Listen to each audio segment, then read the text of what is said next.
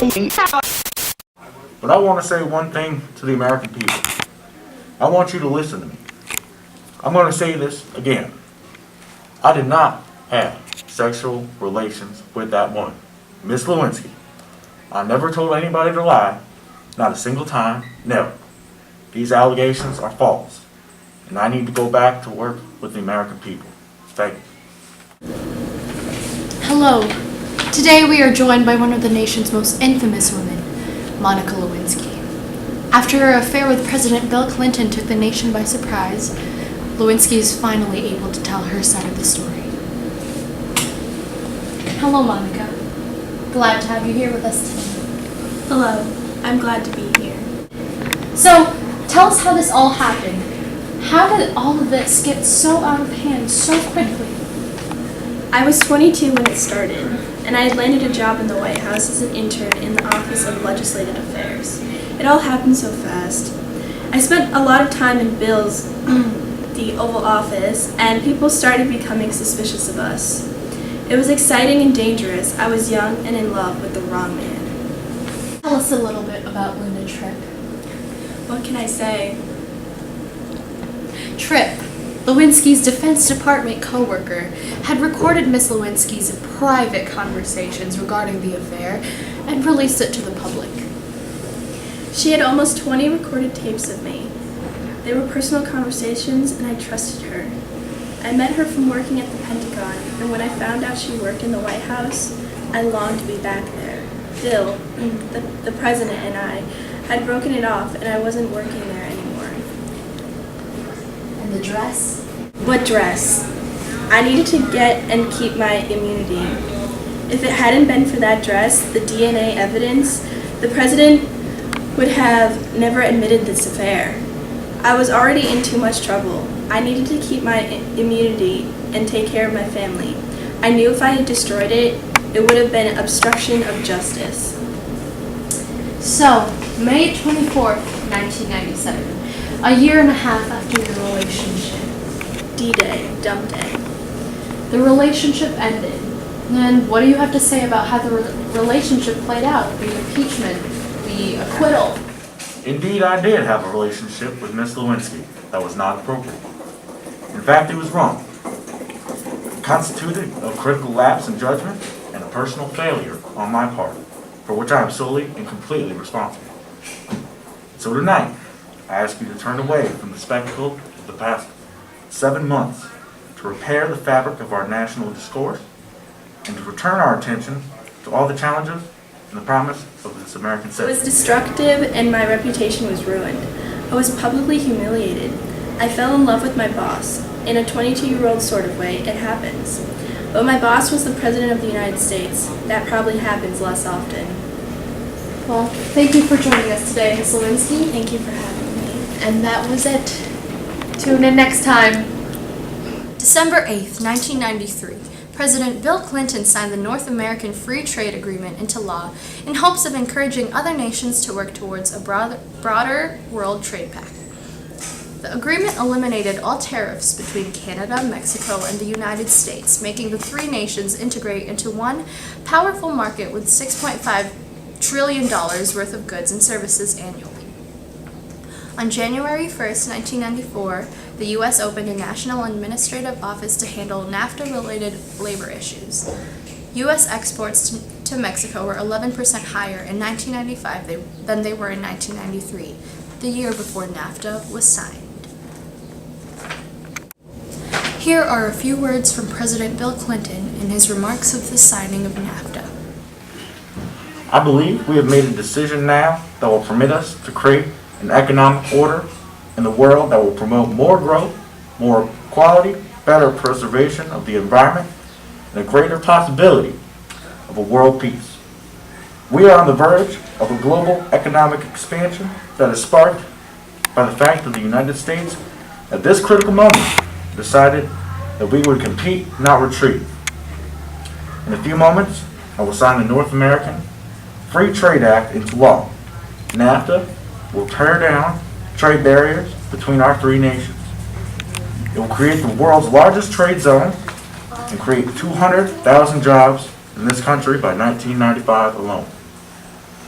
The environmental and labor side agreements initiated by our administration will make this agreement a force for social progress as well as economic growth. The law promised it would raise wages, create jobs, and even improve health and environmental safety standards. However, it did remain controversial. Ross Perot famously warned that you're going to hear a giant sucking sound of jobs being pulled out of this country. Ross predicted that the U.S. would lose 5 million jobs to lower-cost Mexican workers.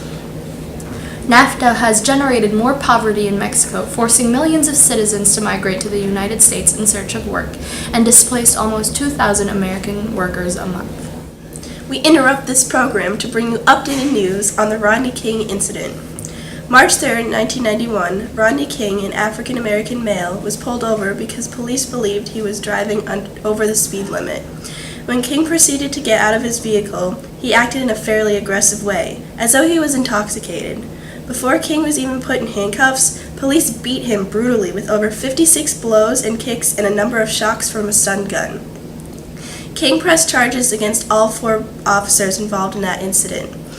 At 10 a.m. this morning, the trial took place. The court, located in a primarily white suburban area of Los Angeles, named the 4 men not guilty. This outcome is becoming a problem in the Los Angeles area because riots are breaking out. In conclusion to this incident, anti-black police brutality has been brought to light. In a manner that isn't necessarily the best, voices are being heard. Hey George, how's it going? Fine, thanks for asking. How do you feel about broccoli? I do not like broccoli, and I haven't liked it since I was a little kid and my mother made me eat it. And I'm President of the United States, and I'm not going to eat any more broccoli. All right then. You have quite a lofty set of accomplishments behind you. Tell us a little about your life leading up to your presidency. Thanks for asking. Well, I was born in Milton, Massachusetts, although I grew up in Connecticut. In my younger years, I attended a boarding school known as Phillips Academy. Once I graduated in 1942, I became one of the youngest U.S. naval aviators in World War II. After the war, I attended Yale University, where I graduated with a degree in economics after 2.5 years. I got my start in politics by being elected in 1968 to the House of Representatives, and the rest is history. And what about your life leading straight up to the presidency? Well, I served as Ronald Reagan's vice president during both of his terms and strongly defended his economic policies, despite referring to them as voodoo economics originally. I traveled and spoke with other countries as an ambassador and worked intensely to prevent the flow of drugs from South America. So, during your presidency, you became known for some controversial domestic policies. Could you tell us a little bit about them? Well, I never enjoyed domestic issues as much as foreign ones. Upon entering office, my goal was to maintain the success brought about during the Reagan era. However, I found this to be difficult because Reagan left the budget at $2.8 trillion, which is 3 times larger than what it was in 1980. It greatly limited what I could achieve at home, so instead of broad changes, I proposed a limited agenda, one of volunteerism, education reform, and anti-drug efforts. The initial hope of me and my party was to combat the debt through cutting spending, not raising taxes, as I promised not to raise taxes as I was being elected. But the Democrats controlled Congress, and cutting spending wasn't doing the job, so I caved in with a compromise known as the Omnibus Budget Reconciliation Act. This compromise cut government spending and raised taxes. This led to many of my fellow Republicans and Americans to feel betrayed. This incident ultimately led me to lose the election of 1992. Well, now that you've established that you're not a fan of domestic issues, let's talk about something you like a little more, foreign policy, more specifically, the Gulf War. Well, the Gulf War conflict all started when Saddam Hussein, the leader of Iraq, ordered their army into the little country of Kuwait. The U.S. supported Iraq during their war with Iran, but Kuwait was a major oil supplier to the U.S. Iraq also pressured Saudi Arabia. With the world's 4th largest army, Iraq could have easily taken over 1/5 of the world's oil supply. I simply said to the public, this will not stand. And that's when you launched Operation Desert Shield. Yes, we deployed over 500,000 troops in Saudi Arabia to prevent an Iraqi attack. Fortunately, the USSR was in chaos and closed off former ties with Iraq. I delivered an ultimatum to Hussein to leave Kuwait by January 1991. After they failed to respond in the allotted time, we launched Operation Desert Storm. We started with heavy bombing of Kuwait and launched our ground operation on February 24th. We liberated Kuwait within the first 100 hours of ground conflict. What were some effects of the Gulf War? Well, as Saddam Hussein's Iraqi army fled Little Kuwait, they stole many valuables and detonated explosives on Kuwait's oil wells. In addition, they dumped Kuwait oil into the Persian Gulf, leading to huge environmental problems. Thank you for your time. Thank you. Good night, America. Yeah! Greatly limited what I could achieve at home, so instead of broad changes, I proposed a limited agenda, one of volunteerism, education reform, and anti-drug efforts. The initial hope of me and my party was to combat the debt through cutting spending, not raising taxes, as I promised not to raise taxes as I was being elected. But the Democrats controlled Congress, and cutting spending wasn't doing the job, so I caved in with a compromise known as the Omnibus Budget Reconciliation Act. This compromise cut government spending and raised taxes. This led to many of my fellow Republicans and Americans to feel betrayed. This incident ultimately led me to lose the election of 1992. Well, now that you've established that you're not a fan of domestic issues, let's talk about something you like a little more, foreign policy, more specifically, the Gulf War. Well, the Gulf War conflict all started when Saddam Hussein, the leader of Iraq, ordered their army into the little country of Kuwait. The U.S. supported Iraq during their war with Iran, but Kuwait was a major oil supplier to the U.S. Iraq also pressured Saudi Arabia. With the world's fourth largest army, Iraq could have easily taken over 1/5 of the world's oil supply. I simply said to the public, this will not stand. Ah, and that's when you launched Operation Desert Shield. Yes, we deployed over 500,000 troops in Saudi Arabia to prevent an Iraqi attack. Fortunately, the USSR was in chaos and closed off former ties with Iraq. I delivered an ultimatum to Hussein to leave Kuwait by January 1991. After they failed to respond in the allotted time, we launched Operation Desert Storm. We started with heavy bombing of Kuwait and launched our ground operation on February 24th. We liberated Kuwait within the first 100 hours of ground conflict. What were some effects of the Gulf War? Well, as Saddam Hussein's Iraqi army fled Little Kuwait, they stole many valuables and detonated explosives on Kuwait's oil wells. In addition, they dumped Kuwait oil into the Persian Gulf, leading to huge environmental problems. Thank you for your time. Thank you. Good night, America.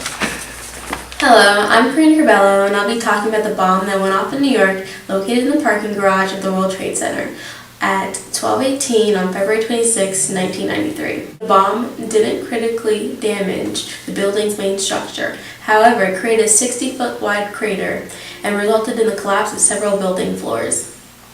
More than 1,000 people were injured, including 85 firefighters, 35 police officers, and an emergency medical service worker. About 50,000 people were evacuated from the World Trade Center complex in total. The explosion knocked out the electrical power of this hotel and significant areas within the north and south towers, affecting the operations of elevators, emergency communications, ventilation systems, and lighting. The emergency power generators were also damaged by the blast. They only lasted 20 minutes before they shut down. Within minutes, the North Tower lobby filled with black smoke. Some WTC tenants began an evacuation before the first responders could even come. Others were impeded by the increasing smoke in the stairwells and forced to wait in conditions severe enough in some areas for tenants to break out windows. After investigations, city authorities and the Federal Bureau of Investigations concluded that it was a terrorist bombing led by radical Islamic fundamentalists. In March 1994, Mohammed Salman, Ahmed Ajaj, Nadol Ayad, Mahmoud Abu Halima were all convicted by the federal jury for their role in the bombing to life in prison. The mastermind of the attack, Ramzi Ahmed Youssef, remained at large until he was arrested in Pakistan on February 1995. On the flight back to the U.S., he admitted to a secret agent that he planned it from the beginning and set the fuse to a 1,200-pound bomb.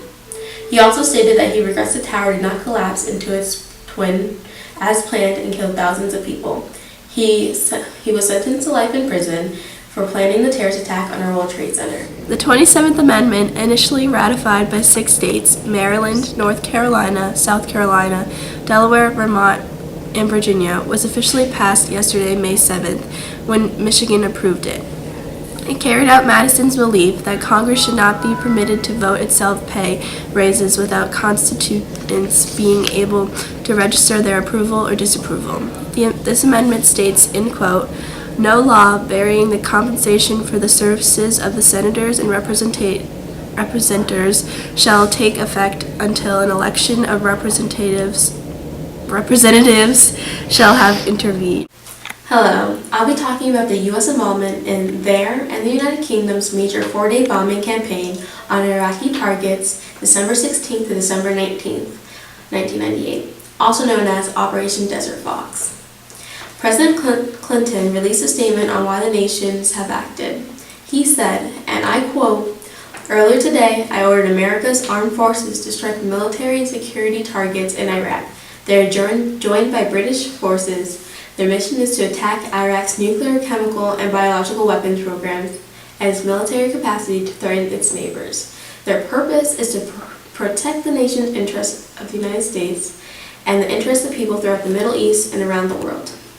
Saddam Hussein must not be allowed to threaten his neighbors of the world with nuclear arms, poison gas, or biological weapons." End quote. The stated goal of the cruise missile and bombing attacks was to strike military security targets in Iraq that contribute to Iraq's ability to produce, store, maintain, and deliver weapons of mass destruction. Clinton's administration officials said the aim of the mission was to degrade Iraq's ability to manufacture and use weapons of mass destruction, not to eliminate it. The main targets of bombing included weapons research, development installations, air defense systems, weapons and supply depots, and the barracks and command headquarters of Saddam's elite Republican Guard. Also, one of Saddam's lavish presidential palaces came under attack.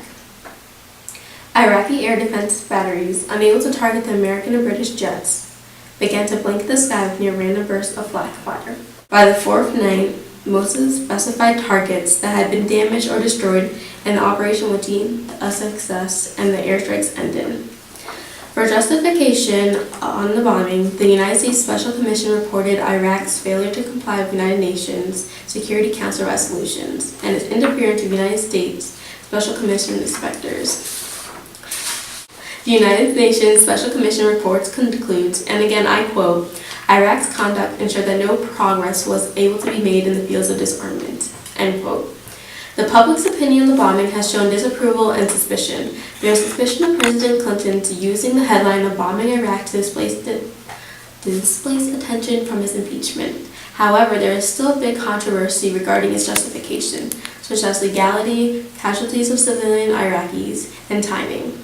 The bombing had just started a few days before the Islamic holy festival of Ramadan. Also, the attack wasn't just illegal for violating the UN Charter, but it also violated the US Constitution, as the attacks were ordered without the authority of Congress. And now for a commercial break.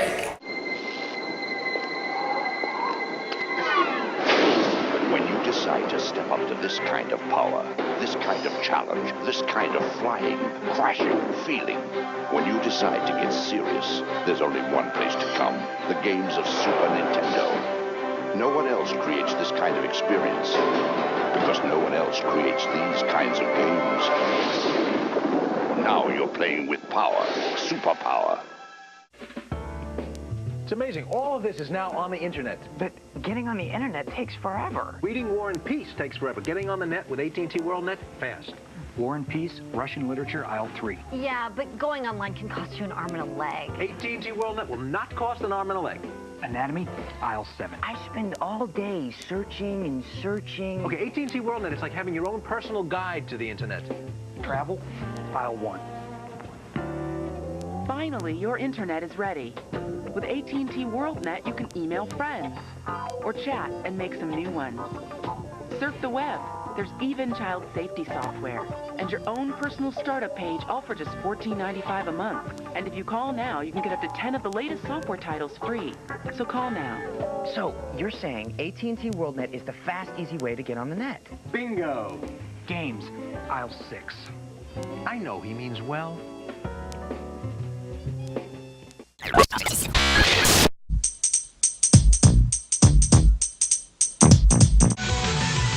Whatever happened to predictability. She is literally. By the time I got my books and I give myself a look,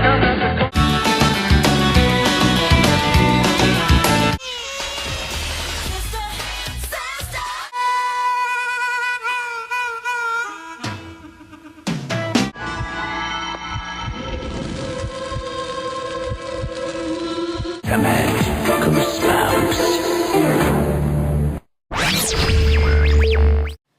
Tune in tomorrow night for the top hit songs from the 90s. From TLC's Waterfalls to Nirvana's Smells Like Teen Spirit, you won't want to miss out on this decade in recap.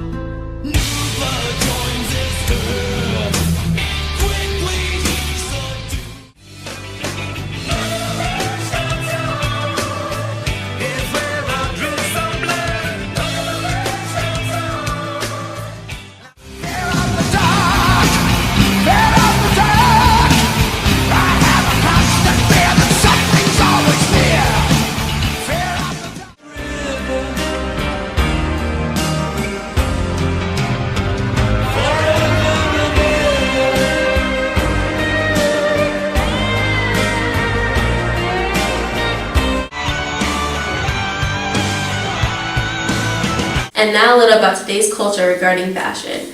Fashion is always evolving and recreating itself, with teens finding new ways to express themselves, as well as adults. New trends are emerging. Here are some fashionable trends seen today.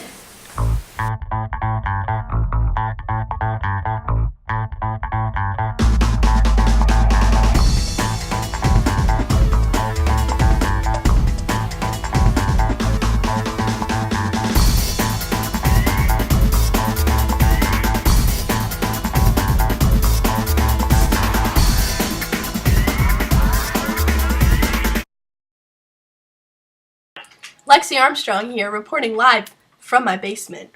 The trial regarding the murders of former wife of O.J. Simpson, Nicole Brown Simpson, and Ron Goldman took place today.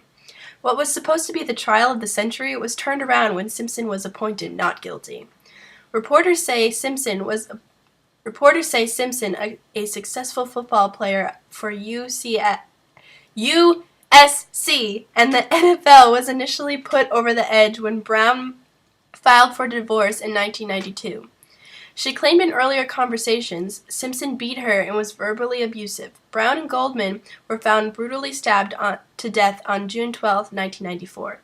Simpson fled in disguise with a passport in hand. Later, Simpson voluntarily surrendered in his home in Los Angeles' Rockingham Avenue. Today, 3 years later, despite his acquittal court case, Simpson was finally found liable due to the findings of new evidence. Breaking news: terror in Littletown. We are here at the scene of Columbine High School, where, 1 day ago, 2 students, Eric Harris and Dylan Klebold, killed as many as 25 students before killing themselves. At around 11:30 a.m., the gunmen, wearing ski masks, entered the school and fired upon unsuspecting students at the school's entrance, library, and cafeteria. 4 bombs were rigged as well on the premises, but fortunately only 2 went off, one in the school's library and one in a car outside. It appears to be a suicide mission, Sheriff John Stone stated.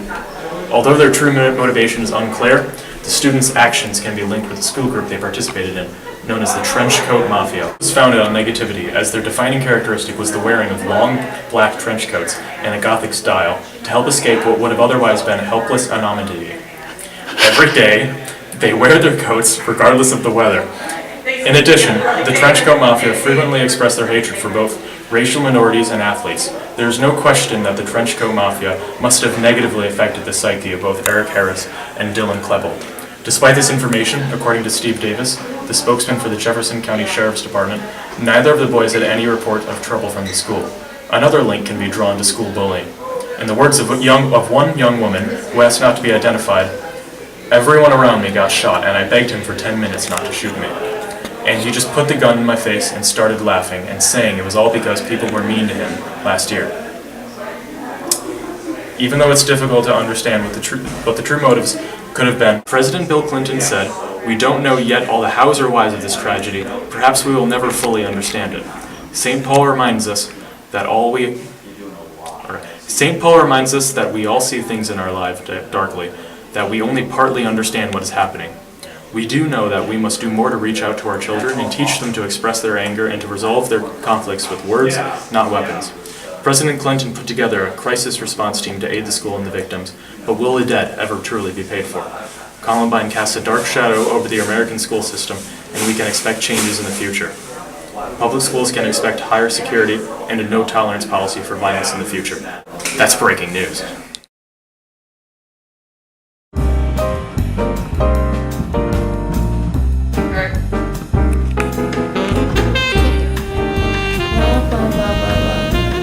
Look up at her. Just don't. Just keep it. Anemone.